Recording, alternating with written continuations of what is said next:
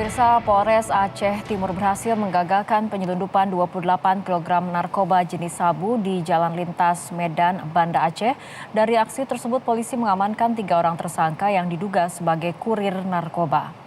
Kepolisian Resort Kabupaten Aceh Timur Aceh berhasil menggagalkan penyelundupan 28 kg narkoba jenis sabu di Jalan Medan, Banda Aceh, tepatnya di Kecamatan Simpang Ulim, Kabupaten Aceh Timur. Dari penangkapan tersebut, polisi mengamankan 3 tersangka yang berinisial FI, JM, dan AM.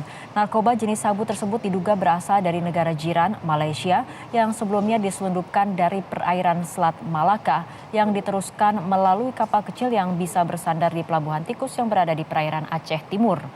Kapolres Aceh Timur AKBP Wahyu Kuncoro menjelaskan bahwa ketiga tersangka ini diduga merupakan kurir yang membawa serta menyelundupkan 28 kg narkoba jenis sabu yang disembunyikan dalam tong ikan fiber dibawa dengan menggunakan becak motor yang di atas fiber tersebut ditimpa dengan bungkusan ikan laut.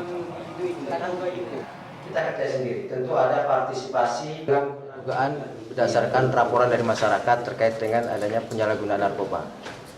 Setelah kita mendapat informasi tersebut, kita melakukan penyelidikan bahwa barang itu digeser melalui becak motor dengan dikamuflasekan fiber ikan.